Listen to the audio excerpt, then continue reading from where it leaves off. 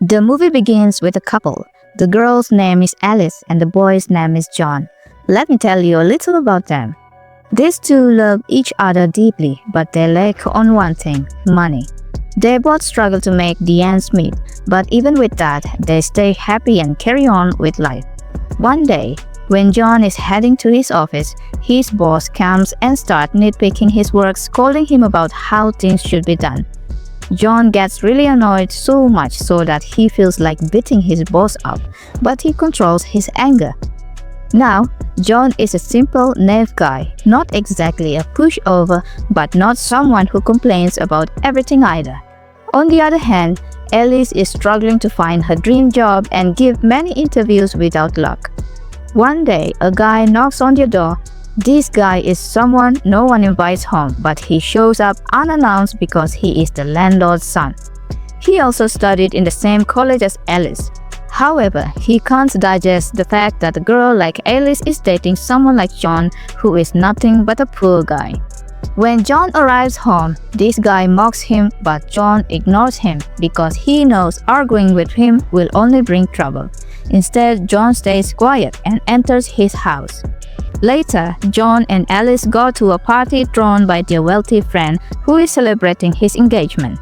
They attend only because they'll get free food and beer. But at the party, none of the rich guests talk to John. They only interact with people of their own status. So Alice gets company of her friend Louise, whose husband Chuck is John's best friend.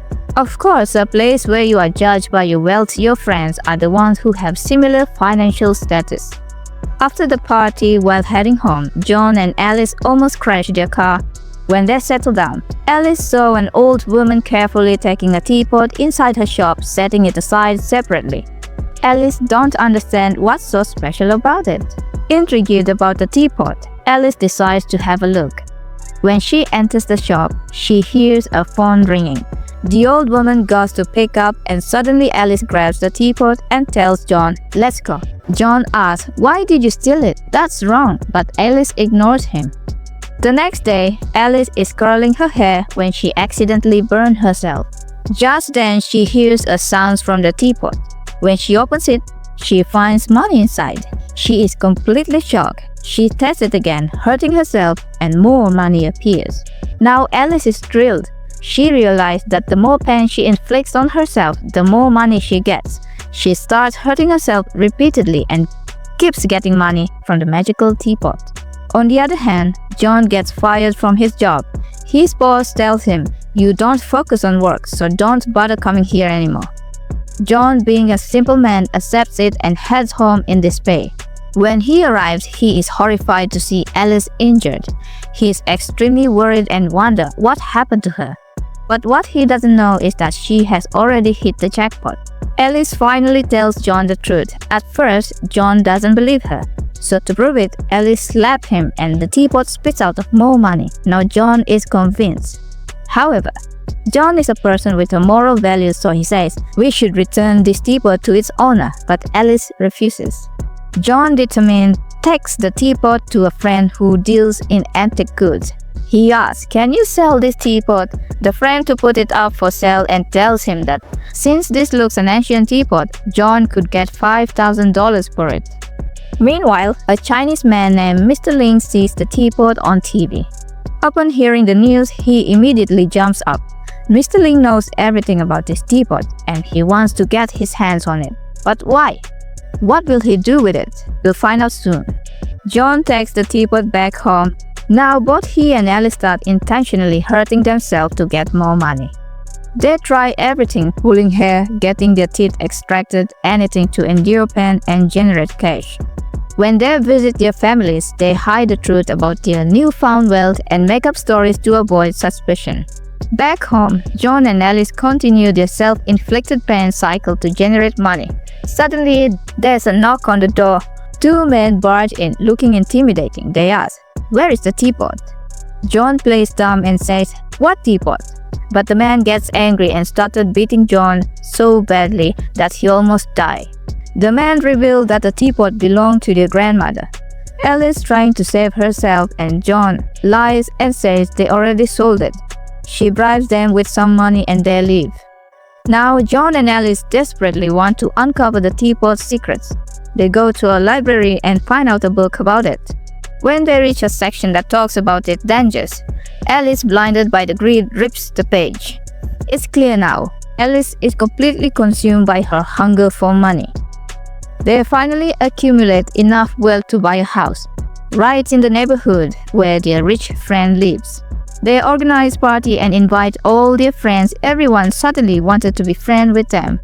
People who once ignored her, now talking to her. Meanwhile, Louis and Chuck felt change in Alice's behavior because they were still poor. At that time, there was a knock on the door. As soon as John opened it, Mr. Ling was standing outside. Mr. Ling said, "Look, son, give me the teapot because you don't know the damage it can cause. You advertise it on TV and I'll pay you for it." Mr. Ling warned them, "If you don't give it to me now, you'll regret it." But both of them refused and told him to leave immediately. They knew that the teapot was like a treasure chest, continuously generating money, so why give it away? Who knows, maybe Mr. Ling himself wanted to become rich. They were thoroughly enjoying their lives until one day, their old landlord's son Arnie breaks into their house, who was jealous on their sudden success. He takes the teapot and runs outside and tries to crush it with his car. But surprisingly, nothing happened to it. This made them happy but also raised many questions. Determined to find answers, they went to Mr. Ling. Mr. Ling explained this teapot is actually cursed. It has been passed around for 2,000 years, moving from the country to another, from one king to another. My ancestors tried to get rid of it, but today I have the chance to finally acquire it and destroy it. Alice didn't want to lose the money or return to her old life. She was enjoying her time with her wealthy friends, while her best friend Louis was struggling to make ends meet. One day, the two men who had previously come for the teapot returned, demanding it again. John warned them to back up, but they attacked him so brutally that he could barely stand. But Alice was determined and didn't want to let go of it. Both of the men were so scared of the teapot that they didn't want to touch it also, so they stole all their money and left. John and Alice were now terrified. They realized that the teapot was not just bringing wealth, it was attracting danger. The next day, Alice was furious with John because they had lost all the money. Since they wanted more money and fast money, John decides something strange. They go to a bar and John picks up a fight with a guy who beats him so badly that his face was left in a horrible state. Despite everything, they kept making money. Mr. Ling returned and warned them again. "This teapot will ruin you. Give it to me before it's too late." John's rich neighbor mocked him, which made him feel even worse. Feeling lost, John went to his best friend Chuck, who was genuinely worried about him. Meanwhile, Alice was sitting on the bench when a guy passing by slipped from his skateboard and got hurt, and guess what? The magical teapot made a sound and money came inside. Suddenly, an idea struck Alice. If they could profit from other people's pain, why not seek out even greater suffering to earn even more money? So they started watching fights, even watching mothers in labor and other painful events. Collecting wealth from every instance of human suffering, their greed knew no bounds. They became more obsessed, believing that causing severe pain to others would bring them even bigger amounts of money. John hesitated, realizing this was wrong, but Alice dismissed his concerns. She even insulted him for questioning their actions, and at that point, she noticed that the money kept reappearing inside the teapot. Now they realized that harming each other's feeling would also generate wealth. They started saying terrible things to each other and the money kept adding up. It looked like Alice was possessed by greed and wanted more money. She tells John that what if they kill one person and then make millions, and they give the teapot to Mr. Ling. But John was now completely broken. He goes to Mr. Ling and tells him that Alice has lost her mind. He finally realized that the teapot wasn't a blessing. It was a curse that turned people into monsters. We then see Alice looking herself in the mirror and her face look unnatural. Soon he also realized that this teapot is nothing but a curse. That night, Arnie breaks into their house and steals the teapot. Both Alice and John are relieved that finally they got rid of the teapot, but soon they realize that it should be given to Mr. Ling before it destroys others' life. So the next morning they go to Arnie's house, where they find Arnie and his wife both injured. They try to explain to them that this teapot is cursed and will make you monsters, but Arnie and his wife don't believe them and point a gun at them. Just then, the two men arrive and explain that they would take the teapot because their grandmother has stolen this from Hitler himself. When Arnie and his wife refuse, both groups open fire at each other and all four died. Meanwhile, Alice and John had taken cover and we see a lot of cash coming out from the teapot. Meanwhile, the teapot continued producing an unimaginable amount of money. John and Alice collect all the cash and handed over the teapot to Mr. Ling. They also gave money to their friends Louis and Chuck, ensuring that they could live happily. Now, they were content. John was about to become a father and his troubles were finally over. On the other hand, Mr. Ling was on the ship, living with the teapot, and we see that Mr. Ling drops the teapot at sea, and with this, the moves comes to an end.